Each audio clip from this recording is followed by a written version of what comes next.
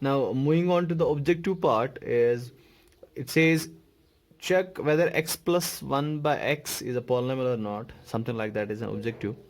uh, this can be written as x plus 1 by x can be written as x minus 1. So we can say that this x has a power of 1 here, and this x has a power of minus 1. Now we know that if an algebraic expression has negative powers, it cannot be a polynomial. A polynomial only has whole number powers. So this is a not a polynomial because it has negative powers, so it is not a polynomial, and that is your option number B, not a polynomial, so it is the correct option. Next is objective number 7, which states that if a plus b plus c equals to 0, then a cube plus b cube plus c cube is equal to. This is actually a question from polynomials exercise 2.5. This can be simplified in this manner, that we know that from identity 8 that a cube plus b cube plus c cube minus 3abc is equal to 0. This is identity number 8. It says that if a plus b plus, and its expansion is equal to is x cube plus y cube. So if I write down in terms of a, rather I can write down this as a cube plus b cube plus c cube minus 3abc is equal to a square plus b square plus c square minus ab minus bc minus ca. This is its expansion. Rather there is this also multiplied with a plus b plus c. So this is the expansion of identity number 8, that if a cube plus b cube plus c cube minus 3abc is equal to a plus b plus c into a square plus b square plus c square minus ab minus bc minus c. This is identity 8. If you look on your book, now it says that if a plus b plus c is 0, that means this a plus b plus c here becomes equal to 0. So this whole will become equal to 0. Now if this 0 is multiplied to rest of the expansion in the identity, this will make it whole 0, because 0 multiplied in number is 0. So this 0 will multiply all of this equal to 0. So when a plus b plus c is equal to 0, that means all of these other terms will also become equal to 0. That is, it will give us a cube plus b cube plus c cube minus 3abc equals to 0, because 0 multiplied to all of this becomes 0. Transposing 3abc, so a cube plus b cube plus c cube equals to 3abc. That means when a plus b plus c is equal to 0, then a cube plus b cube plus c cube is equal to 3abc, and that will be an option in there. It is option number B, 3abc. Next is objective number 8, which states integral zeros of the polynomial x plus 3 into x minus 7 are, what are its zeros? So to obtain zeros, we must make it equal to zeros. So x plus 3 into x minus 7 equals to 0. So this gives us either x plus 3 is equal to 0 or x minus 7 is equal to 0. So on further simplifying, this gives x equals to minus 3 and x equals to minus 7 transpose becomes plus 7. So minus 3 and plus 7 are the zeros of the polynomial, and this is option number C, minus 3 comma 7. Next is it is objective number 9, which states root 2 is which kind of a polynomial. So let me write down a cubic polynomial here, ax cube plus bx plus c. We know that this is called as a constant term, and these are called as b and a are called as coefficients.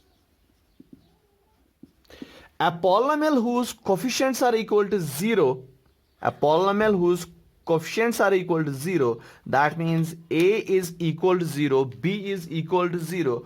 Obviously when a and b become equal to 0, what will be remaining in there? Yes, there will be remaining only the constant term. Such a polynomial is called as constant polynomial. So let me assume something like this: 2x cube plus 3x plus root 2. If I have a polynomial, this is 0, this becomes equal to 0, then I will only have the value of root 2, which is here, root 2. Then this polynomial is a constant polynomial, and this is your option number C, constant polynomial. Next is the coefficient of x in the expansion of x plus 3 whole cube. We have to expand it, then find the coefficient of x term. Now this is a plus b whole cube, that can be written as a cube plus b cube plus 3a square b plus 3a b square. So this is x cube plus 27 plus 9x square plus 3 square is a 9, 9 3s are 27x. If you look at the x terms, it is x cube, x square and x. So x is here and here is its coefficient, which is 27. So this gives you option number C, 27, as the correct option. Our next question is the equation of x-axis is, if I draw the coordinate system in here, you will find that here are those points, all those points which lie on x-axis, and when I draw points that lie on x-axis, you will find out that x is 0 here, y is 0 here. So if I move on to this direction, the value of x increases, and if I move into this direction, the value of y increases. But while moving on to the x-axis, you will find that I am not moving into the direction of y. I am only and only moving into the direction of x. That means when I go into this direction, the value of x increases, but the value of y remains still the same, because I am not moving into the y direction. So if I see here x is 0, y is 0, over here x has a value while as y is still 0. X has a value while as y is still 0. So x has a value while as y is still a 0. So when we write down in this manner, we say that all those points that lie on x-axis have their y coordinate equal to 0. So the equation of x-axis is y equal to 0. And this is your option number B. Next is objective number 16, which states the graph of linear equation y equals to mx is. It is a very well-known equation, that the equation of straight line, the equation of straight line is y equals to mx plus c.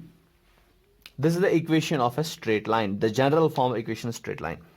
Y, it's a variable, denotes a point somewhere. X is also a point. M and C, they are two peculiar terms in here. M is slope and C is called as y-intercept. We don't have to go into detail, but we will look upon just this C in here. So if I have the graph of a linear equation in two variables, and it's doing something like this. This is the graph of linear equation in two variable.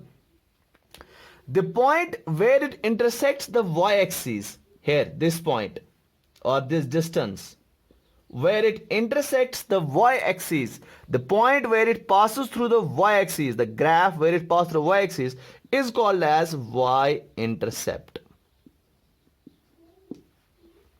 So C is y-intercept, It is actually a point which denotes where the graph passes through the y-axis. X is y. This is called as y-intercept. So if I say C is 3, that means 1, let's say this is 0 over here, then this is 1, this is 2, and this is 3. If I say that C equals to 2, the line will pass through over here. If I say C equals to 1, the line will pass through over here. And if I say C equals to 0, the line will pass through this point. And what is this pass point called? This is called as origin. That means when your y-intercept or C is 0, the line passes through their origin. Now let's have a look at our given. You have been given the equation y equals to mx. That means its C part is not here because C is equal to 0. And we know that if C is equal to 0, the line passes through the origin. Its y-intercept is 0. And that is number C. Line passes through the origin. Okay. Next is the graph of y equals to 6 is a line. Now we know that if I draw the coordinate system, these are all the points on the x-axis and these are the points on the y-axis. Let's say 1, 2, 3, 4, 1, 2, 3, 4, and so on. Because I have to go up to 6, let's say 5 and 6, 5 and 6. So we haven't given y equals to 6. In terms of although it is a linear equation, one variable, if we draw its graph, it will be a point, single point. But it says in terms of line. So if I write down this as y equals to, so like this, y plus 0 into x equals to 6. This becomes an equation, a linear equation in two variable. And if we draw its graph, it will be a straight line. But if you draw a straight line, because x has the value of 0, doesn't matter what value substitute for x here. Keep it x1, you will get y6, something like this.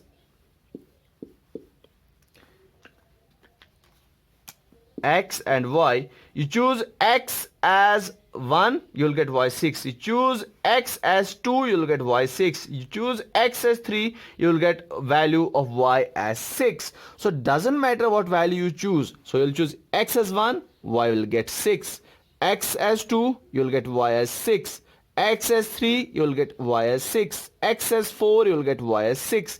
If you join this, you will get a line that is parallel to x-axis, and that is your option number A, a line parallel to x-axis. Hopefully you understood this all. Thank you.